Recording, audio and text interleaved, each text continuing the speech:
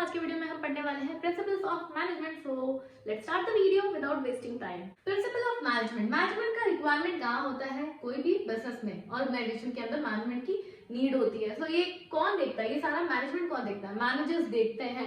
तो मैनेजर्स को भी तो कुछ गाइडेंस चाहिए होगा, कुछ हेल्प चाहिए होगा। जिन्होंने भी पहले ऑर्गेनाइजेशन ओपन किया था, जिन्होंने भी सबसे पहले बिजनेस शुरू किया था, उन्होंने देखा कुछ प्रॉब्लम्स रिपीटेटिवली आ रहे हैं और इससे बाहर निकलना कई बार ऐसा होता था कि डिफिकल्ट हो जाता था। उन्होंने ऑब्जर्वेशन किया, बहुत सारे एक्सपेरिमेंट किए, तो उन्होंने डिसाइड किया कि क्यों ना हम कुछ ऐसे गाइडलाइंस बनाएं ताकि हमारे बाद में जो भी बिजनेस शुरू कर रहे हैं उनके लिए एक ये हेल्प हो जाएगा। तो प्रिंसिपल ऑफ मैनेजमेंट क्या है? ये एक जनरल गाइडलाइंस है ताकि अब जो भी सिचुएशन आ रहे हैं और उससे आप बाहर निकल सको और अपने ऑर्गेनाइजेशन को सक्सेसफुली रन कर सको, एक थॉटफुल डिसीजन ले सको। So this is the meaning of principle of management. आपको एग्जाम्स में या इसका प्रॉपर मीनिंग कैसे लिखना है? तो आपको लिखना है principle of management are general guidelines which can be used for conduct in workplace under certain situations. It also helps managers to take and implement thoughtful decisions. So I hope आपको meaning समझ में आया होगा. Let's see what is the nature of principle of management. Nature oblique features of principles of management. So number 1 क्या है? Universal applicability. Means यहाँ पे irrespective of size और place, किसी भी टाइप का ऑर्गेनाइजेशन है, कहीं पे भी ऑर्गेनाइजेशन में आप ऐसा शुरू कर रहे हो, तो ये हर जगह एप्लीकेबल हो सके, यूज कर सके, उस टाइप के यहाँ पे गाइडलाइंस रेडी करने हैं. Number 2 flexible.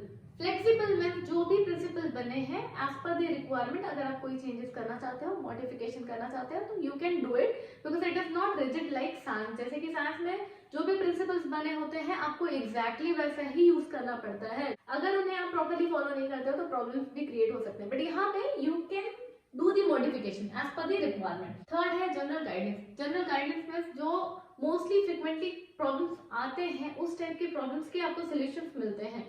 तो आपको यहाँ पे उस टाइप की प्रॉब्लम से बाहर कैसे आना है वो आपको गाइडलाइंस मिल जाएगा प्रिंसिपल्स ऑफ मैनेजमेंट में. देन फोर्थ है contingent, that is based on situation. कई बार सिचुएशन और कौन से टाइम पे हमको क्या एक्शंस लेने हैं वो सारी चीजें भी हमको प्रिंसिपल्स ऑफ मैनेजमेंट में मिल जाती हैं. Then cause and effect relationship. अब प्रिंसिपल ऑफ मैनेजमेंट में एक या दो प्रिंसिपल्स नहीं है, बहुत सारे प्रिंसिपल्स हैं जहाँ पे भी आपको जो भी प्रॉब्लम से कैसे निकलना है वो सारी चीजें आपको बताई जाती. बट उसका इफेक्ट क्या होगा जब आप उनमें से कोई भी प्रिंसिपल को यूज कर रहे हो, तो आपको रिजल्ट क्या मिलेगा, वो सारी चीजें भी आपको वहां पे बताई जाएंगी. Then influencing human behaviour. अब देखो, ह्यूमन बिहेवियर तो अनप्रिडिक्टेबल है, हमको नहीं पता है कि कब क्या नीड आएगी, क्या चेंजेस आएंगे, उनके नीड्स क्या आएंगे. तो जो भी चेंजेस आते हैं या फिर उनके जो बिहेवियर में चेंजेस आएंगे उससे कैसे टैकल करना है, कैसे बाहर आना है, वो सारे गाइडलाइंस भी आपको प्रिंसिपल्स ऑफ मैनेजमेंट में मिल जाता है. Then formed by practice and experimentation. अब कोई भी प्रिंसिपल ऑफ मैनेजमेंट ऐसे ही मुंह उठा के नहीं बनाना है, ठीक है. ये जो भी बनाया है इसको पूरे ऑब्जर्वेशन के साथ, एक्सपेरिमेंट के साथ, ट्रायल के साथ, जब कोई कंक्लूजन निकला है कि हाँ ये रिपीटेटिवली आ रहा है तभी उसके प्रिंसिपल्स बने हैं, ऐसे ही नहीं बनाना है उसे. ये सारी चीजों को देखते हुए प्रिंसिपल्स ऑफ मैनेजमेंट बनाए गए हैं. Let's understand what are the importance of principles of management. Means reason क्या है, पर्पस क्या है प्रिंसिपल ऑफ मैनेजमेंट का, वो समझते हैं. तो पहला क्या दिया है? Provides manager with useful insight into reality. Means जो रियलिटी है उसका डीप अंडरस्टैंडिंग वो समझाता है principle of management through improve knowledge, ability and understanding through guidelines. ये सारी चीजों से हमको क्या मिलता है? डीप अंडरस्टैंडिंग मिलती है रियलिटी की, जो एक्चुअल में लाइफ में आप परफॉर्म करने वाले हो आपके ऑर्गेनाइजेशन में. Then help in thoughtful decision, that is scientific decision. देखो ऑलरेडी बहुत सारे एरर्स ऑब्जर्वेशन करके ये सारे प्रिंसिपल्स बनाए गए हैं. तो आप क्या करोगे? अभी आप अपने सिचुएशंस में सभी थॉटफुल डिसीजंस लोगे. तो इसी के लिए यहाँ पे ये क्या है? ये हेल्प करता है आपको थॉटफुल डिसीजन लेने में. Third, help in optimum utilisation of resources and effective administration. Means आप अभी देखो यहाँ पे प्रिंसिपल ऑफ मैनेजमेंट आपको सिखाता है कि आप चीजों को ऑर्गेनाइज कैसे करोगे. अब चीजों को जब आप ऑर्गेनाइज करते हो तो आपको पता है कि मैन, मशीनरी, मनी किस तरीके से यूज करना है. तो आपका मिनिमम वेस्टेज होगा एंड आपका एडमिनिस्ट्रेटिव भी इफेक्टिव होगा. यहाँ पे भी हेल्पफुल है. Then fourth, help the manager in meeting changing environment requirement. में जैसे जैसे एनवायरमेंट चेंज हो रहा है, रिक्वायरमेंट चेंज होती रहती है, नीड चेंज होता रहता है.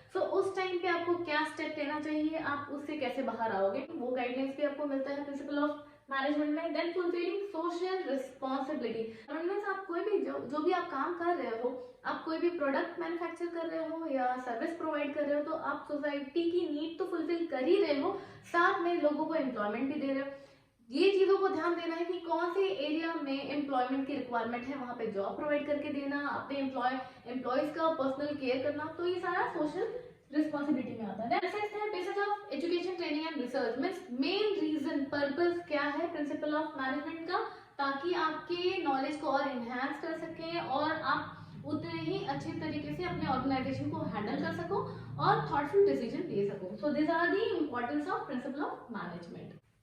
आई होप आपको प्रिंसिपल ऑफ मैनेजमेंट का मीनिंग, नेचर एंड इम्पोर्टेंस समझ में आया होगा। कोई भी डाउट है तो हेजिटेट नहीं करेंगे, please ask the questions and like करो, शेयर करो अपने फ्रेंड्स के साथ में। Meet you soon in next video, till then take care, bye.